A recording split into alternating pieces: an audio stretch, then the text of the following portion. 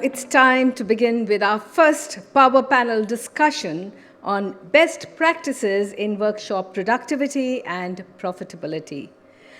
I'd like to start by introducing our panelists. Please welcome Mr. S. Muralidharan, Chairman, Mobility Aftermarket. Director at several companies, Mr. Muralidharan has headed aftermarket operations in Bosch, India as regional president, was executive director at Frost & Sullivan, and on the board of directors at Mann Humet Bosch Limited. A strong aftermarket professional, Mr. Muralidharan has been actively involved in the growth and expansion of professional bodies like CII, ACMA, and AIAWA, and a mentor of Pan-IIT startups. He was recently inducted into the Hall of Fame at World Auto Forum. Please welcome, sir.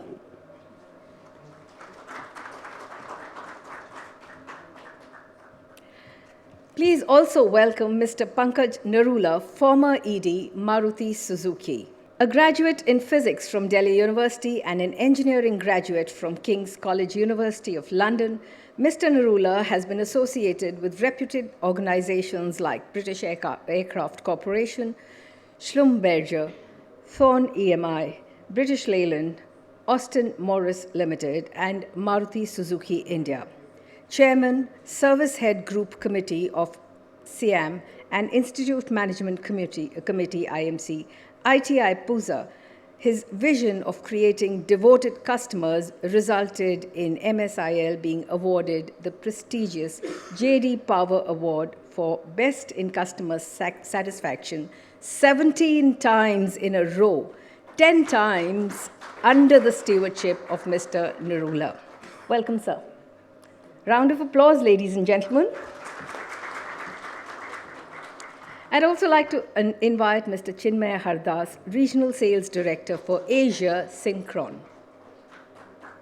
Please do welcome him with a round of applause. Mr. Hardas has close to 20 years of experience with more than a decade in consultative software sales, mainly in the discrete manufacturing industry. He has worked with software in CAD, CAM, PLM, and supply chain domains, which are key to automotive vehicle manufacturers, and thus has had the opportunity to work and engage with all the major automotive players in India and the Southeast Asia region. Welcome, sir. And now put your hands together for Mr. M. Dhananjayan, MD, Focus Group India and the Middle East. Mr. Dhananjayan has 17 years of experience working in shipbuilding, construction, hospitality, and automotive retail across South Asia, the Middle East, and Africa.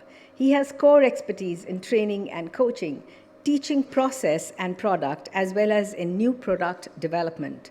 A Six Sigma Master's Black Belt, EFQM assessor, Mr. Dhananjayan has trained 20,000 plus people across automobile brands. He started a Society of Automotive Engineers and is an active member still. Welcome, sir.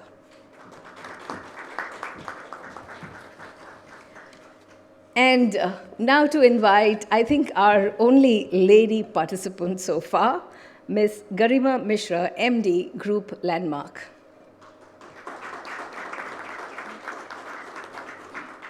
Ms. Misra is a competent professional with strong analytical and problem-solving skills and more than 20 years of experience within automotive retail industry. Ms. Misra has had the experience of working with leading automobile brands like Jeep, Mercedes-Benz, Volkswagen, Honda, Ashok Leyland, to name a few.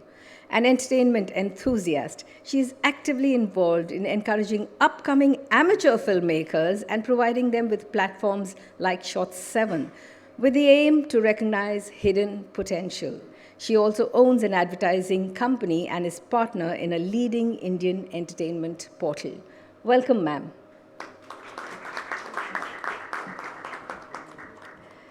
Please also welcome Mr. Vishal Bhat, Head After Sales, Business and Service, Volkswagen India.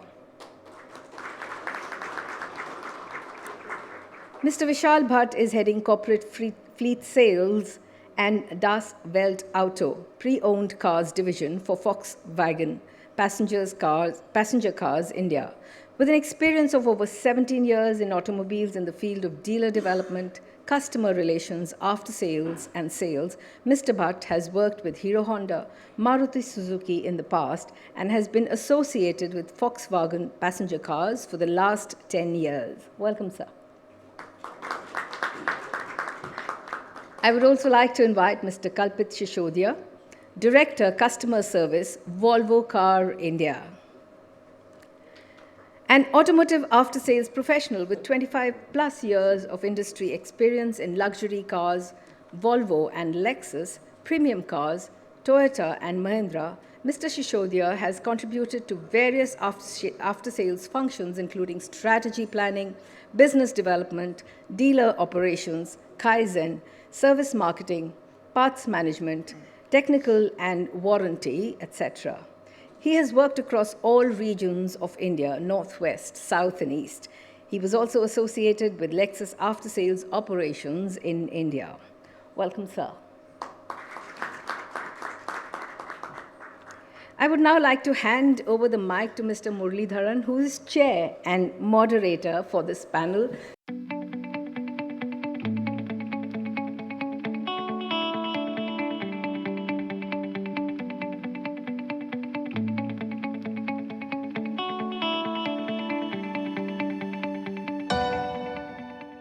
I just realized that the maximum amount of managing director plus per square inch is possibly here. It's not often that you have about 7 of them at various levels of directorship. The number 8 has a special significance across the world, particularly Hindu mythology. Sarigama Padanisa, Do Re Mi Fa Sol La Ti Do, Ashtalakshmi. So perhaps it's apt that the 8th edition of IVASS talks of profitability and productivity, the 2 themes. The way the panel discussion is structured is that everybody will have a couple of minutes to kick off his views, and then we'll take it by cues and maybe even interact with the audience. The thing which hits you most when you read the word IVASS is that the word service is conspicuous by its absence. And that is one thing which affects the entire auto industry the most today. On one hand, you have digital. On the other hand, you have an increasing amount of extended warranty, therefore little to no repairs, higher quality products, threat of electric vehicles, which means maybe less workshops, service. And in this context, clearly, the workshops have a sense of threat that, am I going to be profitable enough? The vehicle dealerships will have a sense of fear that will there be productivity, and therefore can I aim for profitability? So, to kick off, I request an old colleague, Pankaj, your initial thoughts? Thanks, Murli. And good morning to all of you. It's good to see most of the industry, in specific after-sales stalwarts at this forum. And the kind of work being done with each one of you is tremendous. And each one of us are looking at you in taking up this service business in various automobile OEMs, taking it up further, taking it closer to the customer, making it beneficial for the company and satisfying the customers. Now, Murli-san's question about why there should be a profitability. I think it's a very, very simple answer for that. Everybody in the business needs profits. Everybody in the business needs money. Money to sustain, money to grow. Specifically in after-sales service, what has been seen in the past people who had focused on after-sale service, they made money. People grew by making more money. And it is only those people who reinvested the profits into the business, they remained in the business. We have a lot of example. There are many people I know in after-sale service who have grown, and it is more like an industry that they are running. Some of our dealers, I'm talking about it, when I was there in Maruti, they had even more than 2,500, 3,000 employees on their rolls. So that is the kind of numbers that we are talking about. They have large number of workshops spread all over the city, the state, and in the territory that has been allocated to them, which is even beyond the states also. How they have grown? They have grown by reinvesting the profits. How they have got money? By ensuring that they have the optimum use of their infrastructure and they have the best manpower to do the business for them or to the service for them and do it with the maximum productivity. So I would say that for remaining in the business, for growing, for expanding, there is need of money, hence the profitability, which basically comes from the optimum productivity. Thank you, Pankaj. But how does somebody actually do it on the ground? Garima, your thoughts? Thank you, IVASS, for having me here. I am extremely grateful to be a part of this eminent panel. Dealership and profitability. I mean, I think we all are in business for making money. That is the whole reason that we leave, as Anuj said, our families behind.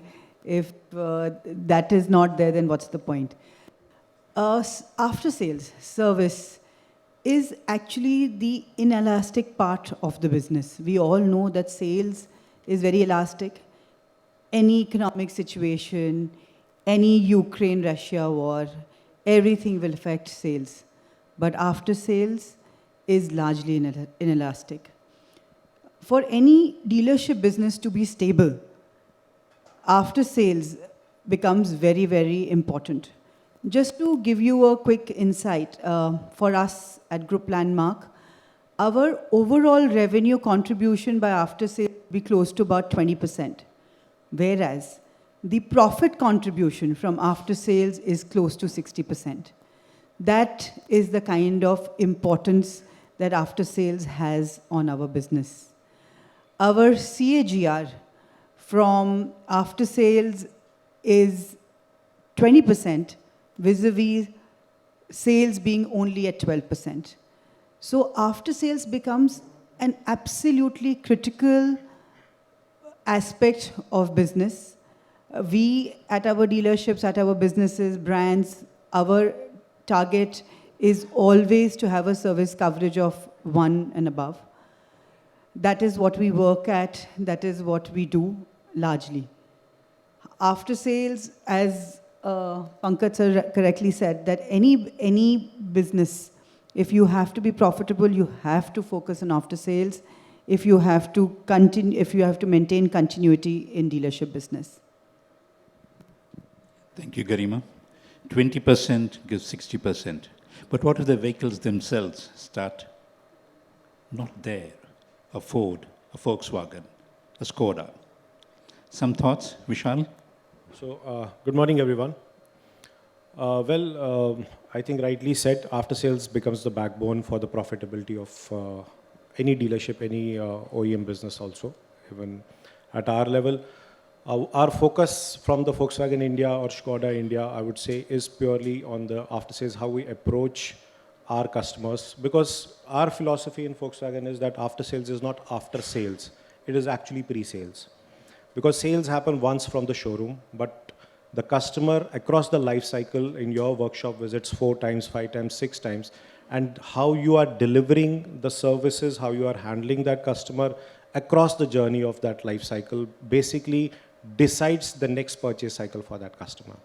And we have seen in Volkswagen, our customer retention in the next life cycle is above 30%. That means our existing customers who have bought Volkswagens earlier and have experienced the service, almost 30%, 30 to 35% of the customers have repurchased the Volkswagen brand again. So that's the strength what I feel. And then how after sales actually becomes the profitable and a backbone business, we believe on 4 principles, which we call as 4 Ps, which is people, process, productivity, and that in turn gives profitability, right? So this has been our philosophy, because to make any profits, which is the 4th P, profitability, we have to invest in 3 Ps. That is, we have to invest in people in terms of retaining good people, developing on their skills, investing on their trainings, making the people grow in terms of their skills and in terms of their candidatures in the workshops. As rightly Narula said, that we have to focus on the trained manpower, right? So that is investment on the people. On the productivity, how we can optimize our workshop spaces. Getting workshops of 30 bays, 40 bays is totally like unimaginable right now in the markets like Delhi, NCR, Mumbai, Bangalore, Hyderabad. So how you optimize the current resources, current space, current tools, equipments, how you can invest on the new technology, that is the focus. How we can maximize the productivity in the workshops by adapting to the new technologies, new productivity methodologies, and in turn see how the 4th P is getting affected, how the profitability is increasing. And definitely the processes, because that is where we actually have to put more focus, that how we streamline our processes across the journey of the customer, even if from the entering inside the workshop to the exit of the workshop, how his journey is smooth within the workshop. I think these 3 Ps play a very, very critical role in the profitability of the dealership business and OEM business as well. But yes, in last 2 years, I personally have experienced with this digitalization happening, I have added the 5th P in the methodology of my 4 Ps in our dealership operations. Garima can vouch for that. That is promotions. Promotions, how? Because we have seen sales, marketing, promoting products, their methodologies, their strategies, their visions. But after sales has been always disconnected in terms of promotions. But we realized that with the digitalization coming in the pandemic era, customers want that digital space now in after sales. Nobody wants to go to workshop, spend 4-5 hours in workshop to get the car service. They want to experience those digital tools, elements in the after sales also, that how the car is picked up, he gets a visibility from the driver, even directly, that how he is taking photographs, no paperwork, the car is taken to the workshop, he gets a complete visualization in the workshop, how my car is serviced. Everything happens on the digital platforms like apps and WhatsApp for businesses. Those kind of tools, how we can enhance those tools, promote those tools for a better customer experience. And we started working on that in last couple of years. And I think that has definitely added to the profitability. And we have seen customers getting more motivated to send their cars to the workshop, to have that transparent experience. As well as, you can say, our dealers have also, you can say, confirmed that this is definitely adding to the value of business, which is impacting their profitability in terms of positivity. That's how we have taken it in Volkswagen. Thank you, Vishal. It's not after sales, it is now pre-sales. And that's a concept worth remembering for a lot of us. And the 4 Ps of not 4 Ps of Kotler's marketing, but it's 4 Ps, central of which is people. A little over 80,000 mechanics are guesstimated to be working in various car dealerships, roadside or otherwise, in this country. And one thing they always need is training. DJ, opening thoughts? So thank you, Muralidharan. Good morning, all. It's a wonderful morning, Saturday, to be all of with the senior leaders. Actually, I chose to sit here because I was given an option to sit next to Pankaj, and I decided I will not sit because it will create. So bringing on to the thought process, as Vishal said, the 4P is the pillar of the whole business, the people as a center. One of the dialogues that we usually have in our engagements with the dealer partners or OEMs, because I have seen all the 3 sides of the coin, working with the OEM, working on looking at the dealership, and then now providing solutions and consulting to the dealer partners. One major thing is we keep on adding process, but is it how much is the effectiveness of the process? What we design at the boardrooms is always a big challenge. If you talk to a technician or a service advisor, he says, "Aap to add karta ja raha hai kaam." For a service advisor, it's like 29 to 35 tasks he has to do. Now we are talking about digitalization and we keep on adding. But if you look at from a customer point of view, today there is an app agnostic mindset. People don't want to use apps. That's a big thing. And continuously, one part which we really realized is roles, responsibility, right people, and the right technology. Like how 4P, these 4 Rs are very, very important to bring all those thought process which has been developed into action. I think 4P plus 4R. And primarily, you need to show a path where a particular technician or a service advisor or any of the roles in the organization has a career path. Because if you look at an OEM, they have a clear path. When he joins, say from a grade L11 to L18 or any designations, there's a clear path of progress. Whereas in a dealership, that's still a big gap. So I think the synergy and also looking at from a local perspective will really make an impact. Thank you, DG. 4 Ps, 4 Rs. We seem to be having too many 4s. It's not T20. But one thing which is missing is today, to go from a point A to point B, you have many options. You have the Olas, the Ubers, the Merus. So you don't necessarily need a car.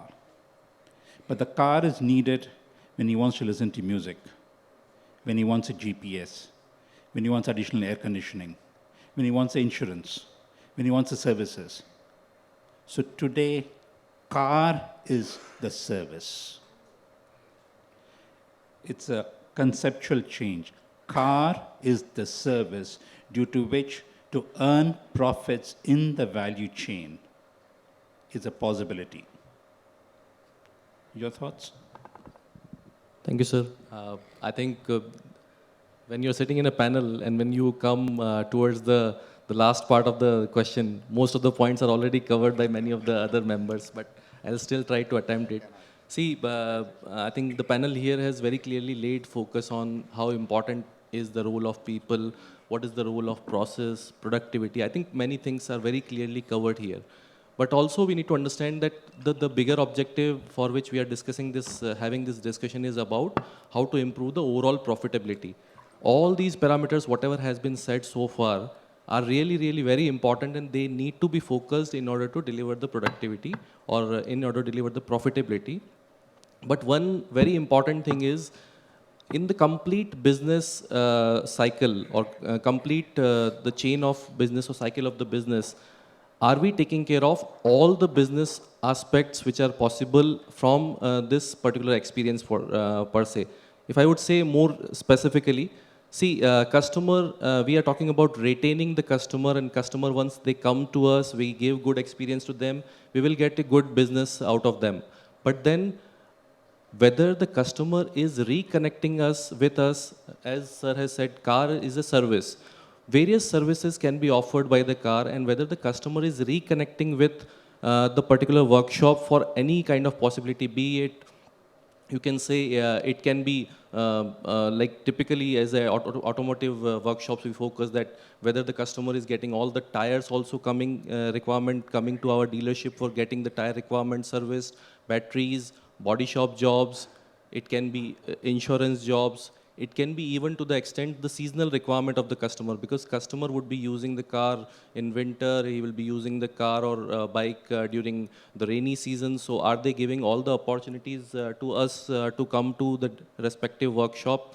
It could be even to the extent that when a customer decides to dispose the particular existing car and upgrade to a new car composition, whether the customer is considering discussing that kind of requirement with the workshop or not. So actually not just focusing on the current experience that we are giving, but can we broaden the overall horizon and can we look at all the aspects of business, because ultimately for profitability it is very important to tap all the potential opportunity and give the best possible service in that whole thing. So that is one addition point that I would like to add here, apart from the panel has shared many good practices. So that's from my side, sir. Thank you, Vishal. But that's a very significant point. The cars don't need to be repaired anymore because you have extended warranty and you have a better quality part. How will the workshop make money? And one important way for you to think over is what Vishal just mentioned. Add value-added services. It could be pickup, drops, insurance, whatever. That could be, and that's pure cash. You really have little or no investments for such value-added services. So it's a typical cash flow generator for workshops, including independent workshops. And moving on, when I did my MBA, it was B2B, B2C, and then it became B2BC. And now they have got tired of B's and C's and they made it D2C. And this new D is digitization. The buzzword which seems to affect anybody, everybody across the spectrum. And who better? Chinmaya, your words, your thoughts. Good morning, everyone. Firstly, thank you to IVASS, and honored to be on this esteemed panel. As you said, coming in last is always difficult, but in terms of profitability and digitization in the after-sales or the aftermarket domain, I think it's been well established by Ms. Garima that in terms of the high-margin business that it is, so any intervention that you're going to have in terms of improving the margins is going to have a bigger impact on the bottom line. And digitization can play a major role. In terms of one of the examples, I think you mentioned about promotions as a fifth P, right? And pricing and promotions is an important aspect of it. That at least I would highlight as one example where you could actually be tapping into the data that you have to look at what kind of price points are driving what kind of behaviors within the customers or in the aftermarket, and leveraging that, going back with that to the customers with more customized offers, like personalized offers. Personalization is another key topic that is there today. I mean, Murli sir were talking about, people expecting an experience, expecting personalization, expecting more as the service itself, right? So all of that ties into the fact that how can you leverage data on a personalized basis to be able to coming out with recommendations. And that's one of the areas where digitization can definitely have an impact and an immediate impact on the bottom line. So, and obviously that improves the profitability. So that's one aspect of it I'd like to bring in. Thank you. It's never last, is never the least. In fact, in last sometimes in one-day cricket is when you score the most runs. Yes. And digitization is basically a compromise. There was a time when Apple a day keeps the doctor away, an app was good enough, but too much apps makes digitization a farce.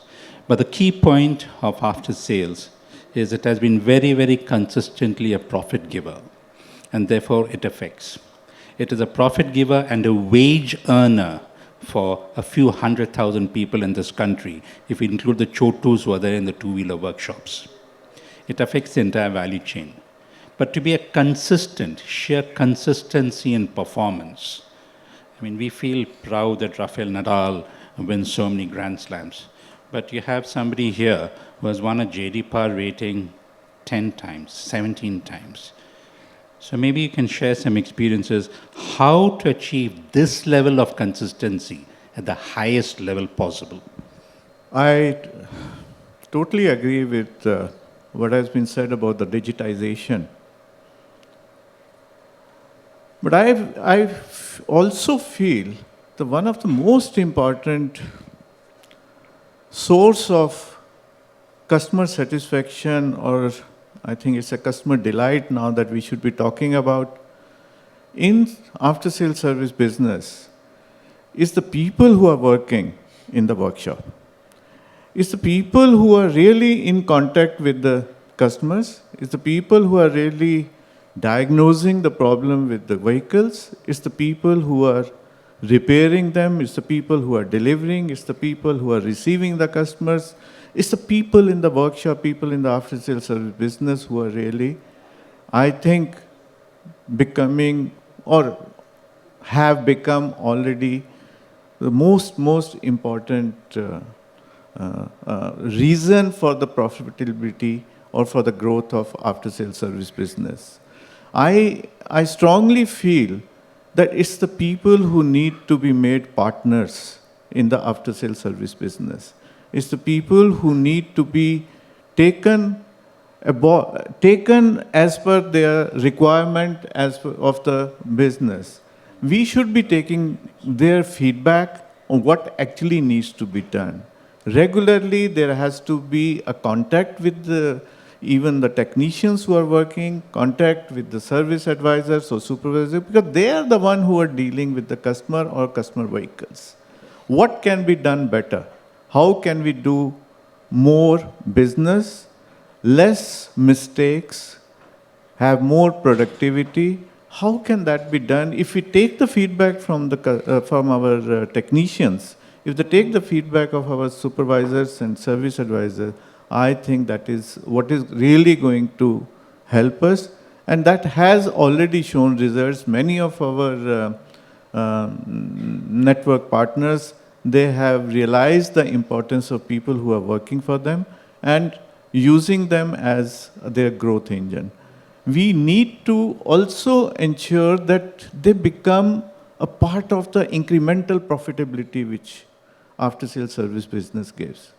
We should be ensuring that they are taken well care of by giving more money to them also if they're bringing more business or if they're giving more productivity to us. So that does bring ownership. They do take it not as an employee, but ownership of the business. So financially also they need to be rewarded. In addition to the respect that we give them to the employees, to their families, and this has been seen in the recent period that we have gone through. Now, during the COVID period, workshops were not operating, customers were not coming, business was not possible. But after the business opened up, I think those businesses, those workshops, those enterprises which did well during that period in looking after their people, looking after their employees, they have bounced back in the business much, much better than the others who were least bothered. So I think people should be given the priority, and it also requires the continuous training, continuous upskilling, movement of the people across the board, identifying their expertise and using them to the best requirement of the organization. People equals partners equals priority equals productivity. Those 4 Ps, I think, are possibly far more relevant coming from few decades of experience. But in today's era, there are other ways of raising money. People go for valuations, they go for venture capitals, they go for PEs, and they make the profits. Garima, share your thoughts. No, I think I couldn't agree less with Pankaj on his opinion on people. People are the foremost pillars of any business. And that is something that we at Group Landmark have always taken cognizance of. For us, I mean, when I talk about people, first thing comes at attrition, right? And I think I can boast about this, that attrition levels at Group Landmark are one of the lowest, which means that our people want to stay with us. We have also taken, whenever the situation has arisen, we have taken steps. When it was the COVID, we immediately got a COVID insurance policy for all our people. We ensured that we ensured services for people. We had couple of people. There were people who passed away during COVID. We gave employment to their children. We gave education to their children. That is the way we kind of handheld with them. We bought in oxygen generators to supply, to ensure that they can get it at the right time. That was something that we did. And absolutely, along the financials are very important. So I'm very happy to say that at our dealerships, the incentives that the technicians or the service advisors can earn can sometimes be as high as 2x, 3x of their salaries. Not only that, we realize that there has to be a lot of emotion that needs to come in. Money is important, but so is emotion, so is family. We time and again come up with programs where we go to the families of our technicians, our advisors, with maybe just 5 kgs of rice and an appreciation letter. And I think that goes it goes in a much bigger way than even the 3x or the 2x incentive that we give to our people. So taking cognizance of what our people need, their day-to-day needs at the workshop, at the shop floor, to their needs at home, is very, very imperative for success. If we understand them, then they understand us. It's very mutual. And I must say that I am very proud of the 4,000 family that we have built over the past 25 years. And most of them have stayed with us. That is the biggest pride point for Group Landmark. That itself is a landmark. 4,000 families, low attrition, 5 kilos rise, 2x earnings, personal touch. What can be a better benchmark? But how do you achieve these benchmarks when your dealership, for example, a Ford closes down or Volkswagen doesn't sell much? Vishal, specific case studies? So, specifically in Volkswagen during pandemic times, we have definitely, our dealer partners have seen hard times. But as Pankaj sir rightly said, Garima rightly said, and Garima is one of our partners, we are proud of our partners specifically who have been associated with the brand Volkswagen, and we could not see any turmoil happening in our dealer network specifically. Right, and yes, definitely sales got affected because there were no cars, but our dealer partners took that kind of initiatives, pain, like Garima explained, for the Group Landmark. So I would say Automark is part of Group Landmark, which is our partner for brand Volkswagen. And we saw those examples with our all group dealers happening across India, where they actually took care of people, not only the financial aspect, but yes, the emotional aspect as well. And we have seen the results. In last 2 years, these groups who have definitely taken care of people, because the investment at that time of pandemic period in terms of financials was much lesser than the investments which the dealers are incurring right now in hiring new people who have not taken care of people, investing on their trainings, getting back to their normal productivity levels. We have seen the groups who have actually taken care of people in that pandemic period are much profitable right now in last 2 years and have seen an ample business growth happening in after sales. And that has helped us to establish Volkswagen brand with our India 2.0 strategy, which was our getting into the new products like Taigun and Virtus, and we have seen the success happening in sales side as well.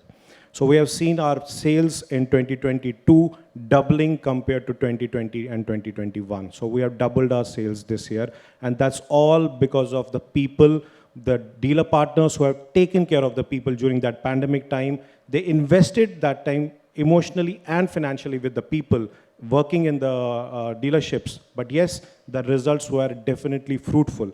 Are all the dealer partners right now are above, I would say, the profitability targets what we have given them, and their ROSs are positive. That's what I can say proudly, and that's all the investment done by the dealer partners on their people. Thank you, Vishal. That is a classic case. He deserves an applause. It's a classic case of pre-sales, take care of people, emotional connect leads to sales. And the foundation of that is training. And when you have trained something like 20,000 people, yeah, some case studies? So I think Pankaj San, Garima, and Vishal gave a very clear perspective from OEM and then the initiatives and stuff. So having worked on the ground with the people, talking to them shoulder to shoulder, one clear thought process that came is mindfulness, focus on health, because that's predominantly a very big topic right now across the industries, be it India or Middle East, anywhere across the globe. Today, companies are focusing on mindfulness and health as the first priority for the people. most of the time, because this COVID has brought in a lot of stress on the people, the dialogues have been initiated from the people, like how Anuj says, we are always bring dialogue to action. That's one major thing has been followed and practiced as a new practice is people spend time. Again, Narula Saab, when he initiated JD Power, and one of the major important thing that he used to say is, did the dealership workshops add morning meetings?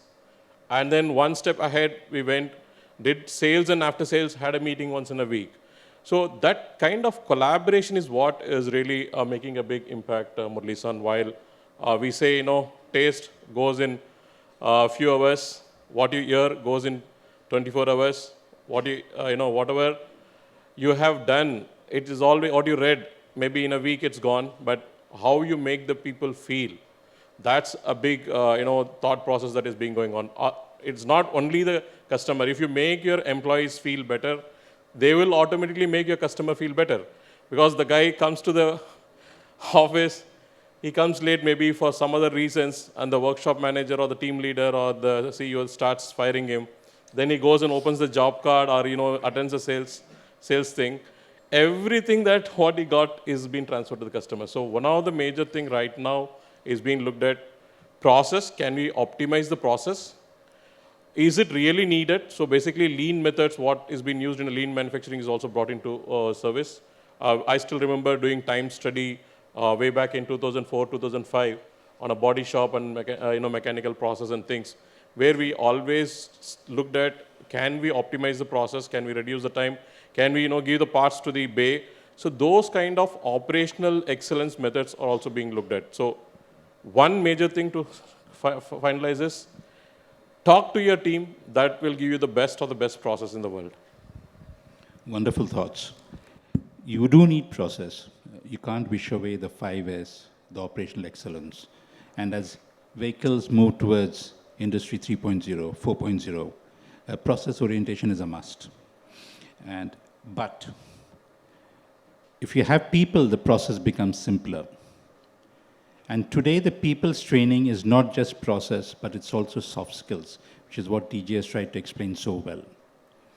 In India, too, we have the IVA president, Vikrant, I don't see him here, who has opened a training, he's sitting in the back, who has opened a training center for soft skills for independent garages, which I personally think is an excellent concept. So you can actually just give him a round of applause for even thinking of it. Right? Because it's not often.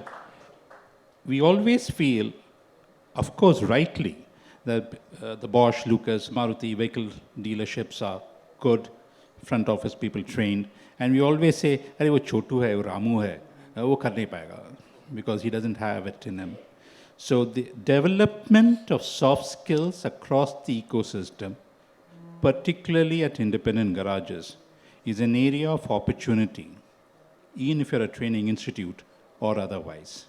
And that gets back to the point of profit along the value chain.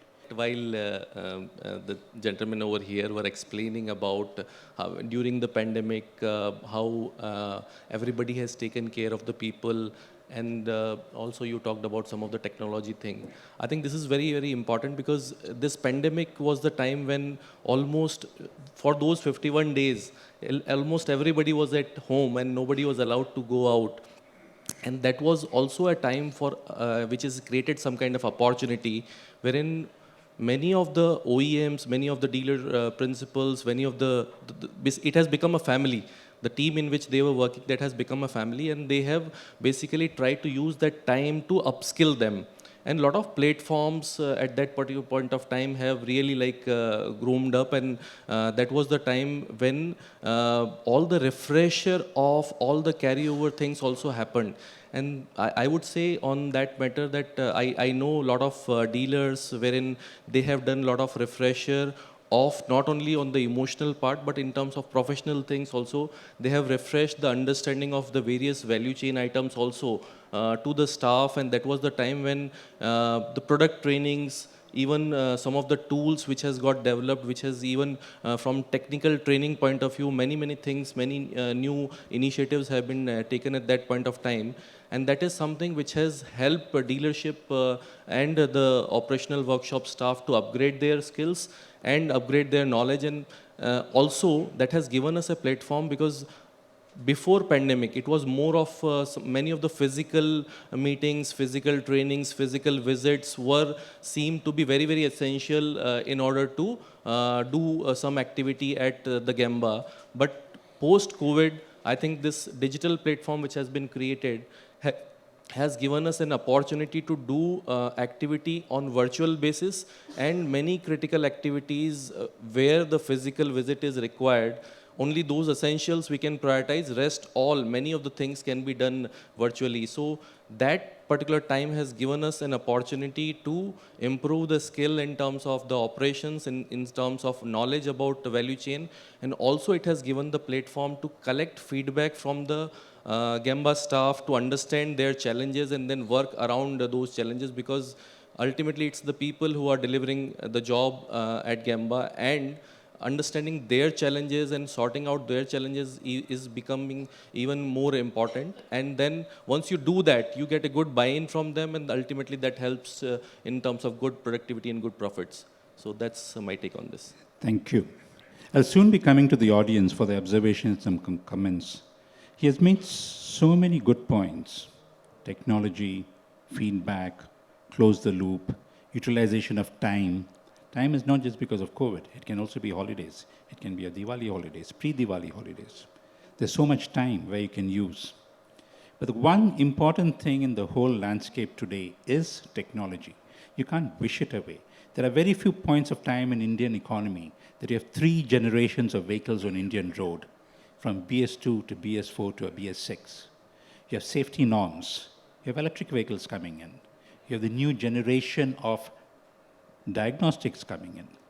And one technology which will influence the way we do business is digitization.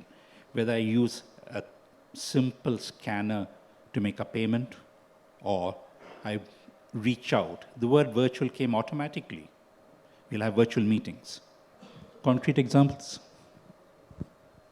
Sure, thanks. So I'll probably just take a cue, of course, digitization being the main theme, but going back to Narula-san's comment in terms of people and taking them along in terms of the process, right? So we're talking about people in the workshops and having them enabled with technology.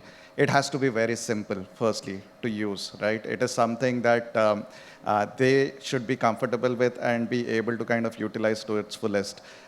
He also talked about they are the front-facing people addressing the customer. So let me take an example. Let's say a car comes in and there's no part available at that point of time, right? So there is going to be a lot of heat that the car is kind of waiting in there for a longer time.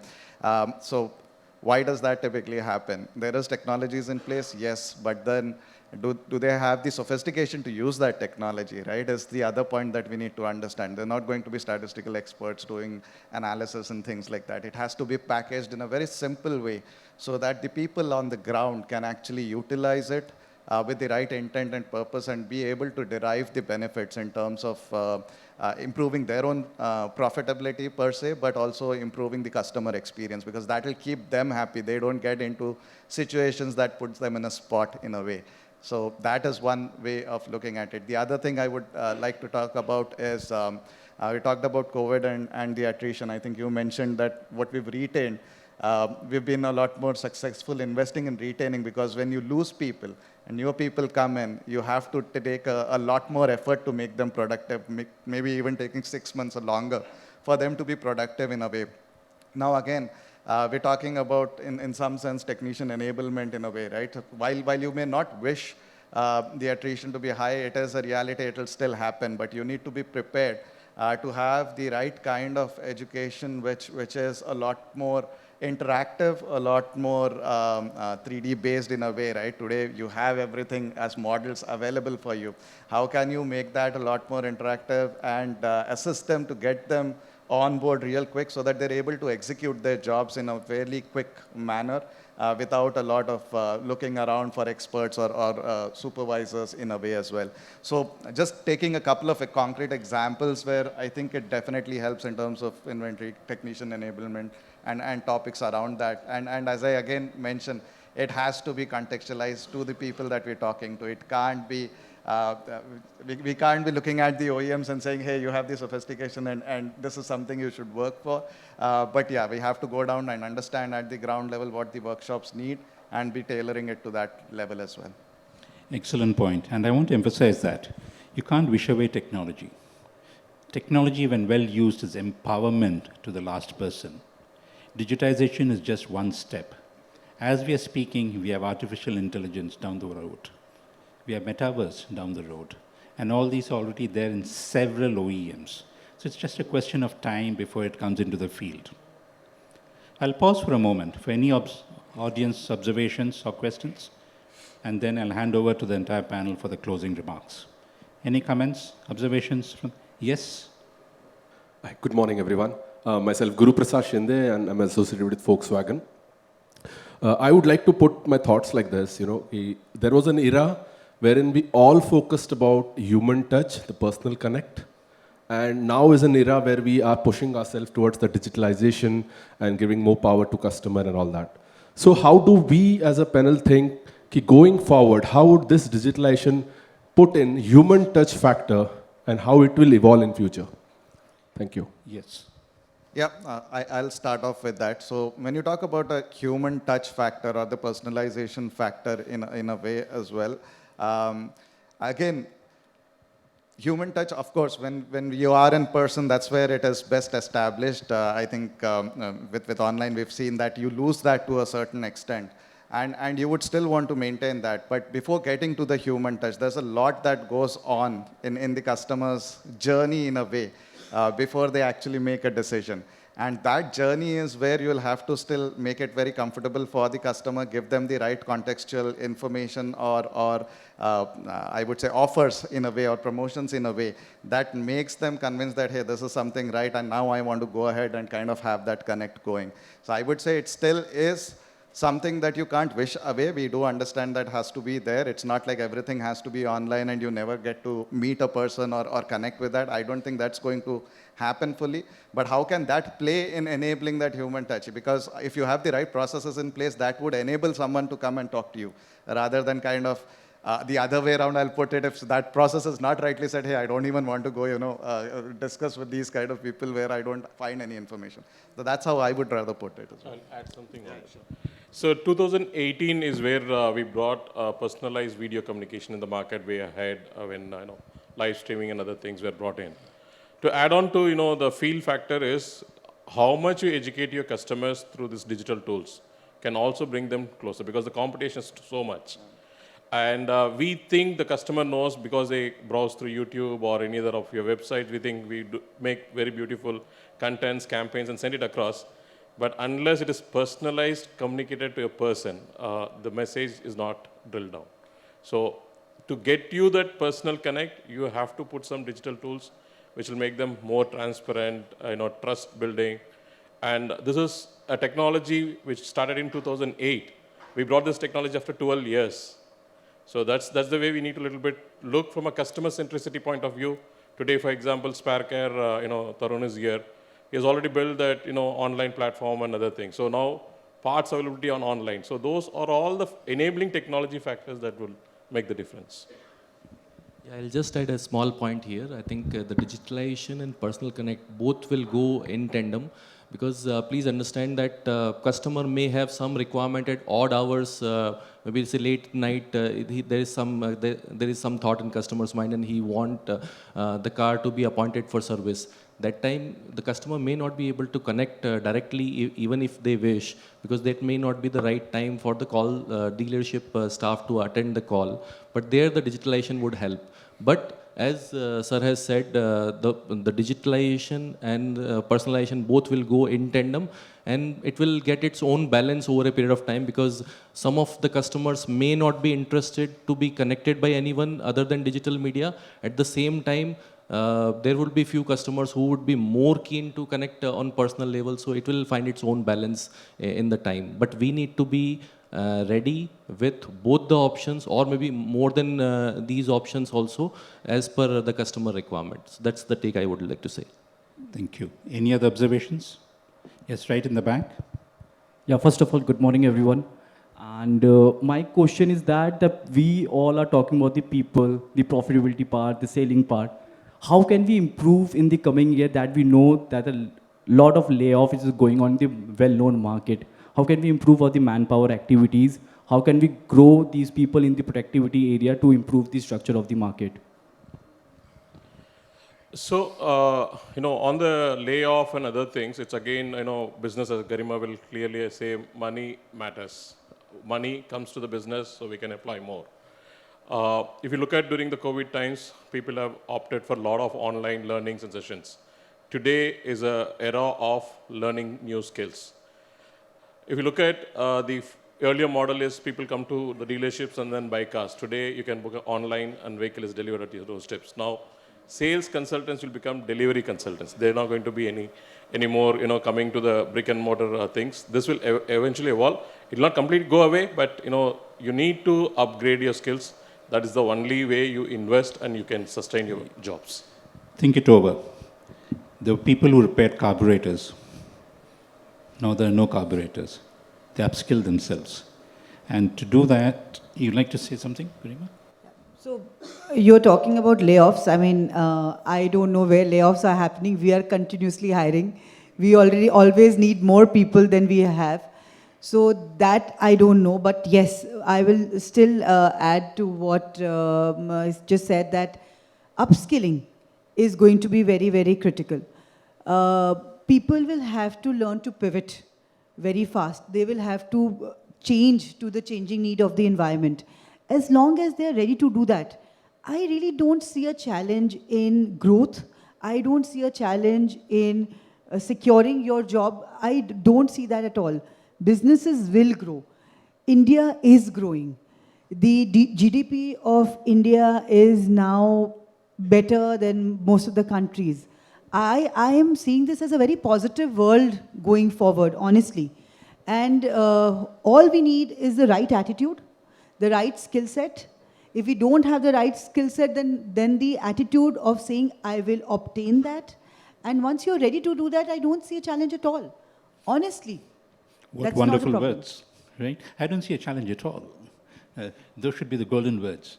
Closing thoughts? I think the panel here on the stage has elaborated on most of the aspects which are of extreme importance for the business, especially in after-sale service. What we have heard about is digitalization, we have heard about peoples, we have heard about training, upskilling, and we have heard about profitability. Now, somebody mentioned about layoffs. Yes, but who are the people first identified for layoff? They are the people who have not been properly trained, people who are not considered to be good enough for the job, or there are better people in the organization who can do the job better. So it's our responsibility in the organization to ensure that we keep upskilling the people who are working for us. Like Garima very rightly highlighted, there's always a shortage of skilled manpower. So there's always a need to skill the manpower. So it's duty of each one of us to ensure that the people are trained, they are made ready for the future. And what I feel is that success mantra is customer retention. And customer retention is by optimum use of the infrastructure which has been created and having the right manpower. Manpower which gives you the best productivity with best quality. So it is a mixture of human as well as the machines. So we should ensure that both are properly maintained, both are properly taken care of, because if a machine breaks off, your productivity gets affected, hence the regular maintenance. And if your manpower is not properly trained, because the technology in the vehicle is also going up, up and up. Every time you have a new feature coming in, every time you have new technology, every time you have new sensors and other electronics which are there. So manpower needs to be brought up to that level. then only we can have the results. Thank you. Thank you very much. This is the topic we can speak the whole day because it affects each one of us and it also affects our profit. But I have precisely 2 seconds to wind up, and that I would use to give you, the audience, who are both users and listeners of this, a very big round of applause. Please give yourselves a very big round of applause. Thank you.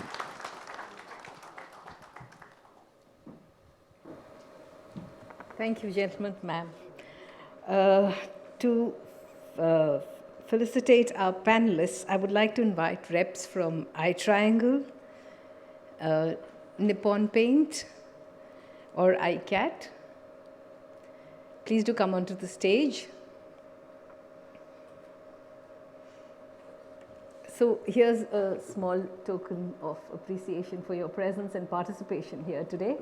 Sir, please. Mr. S. Muralidharan.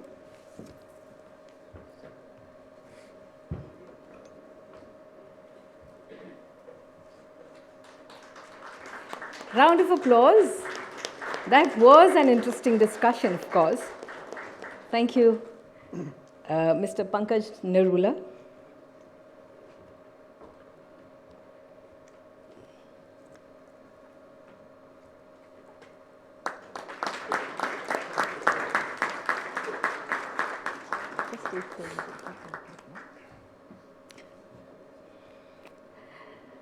Mr. Chinmaya Hardas.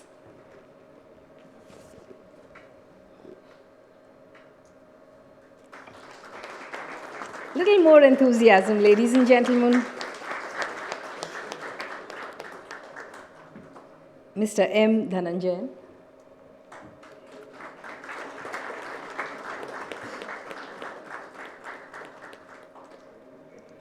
Ms. Garima Misra.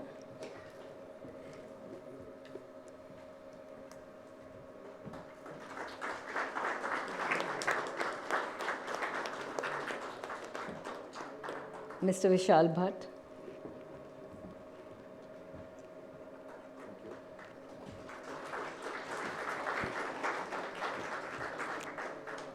Mr. Kalpit Shishodia.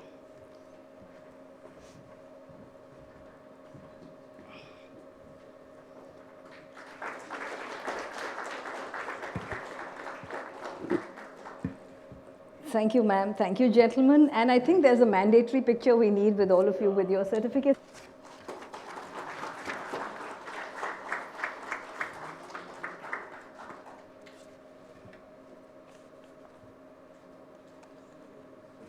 Thank you very much.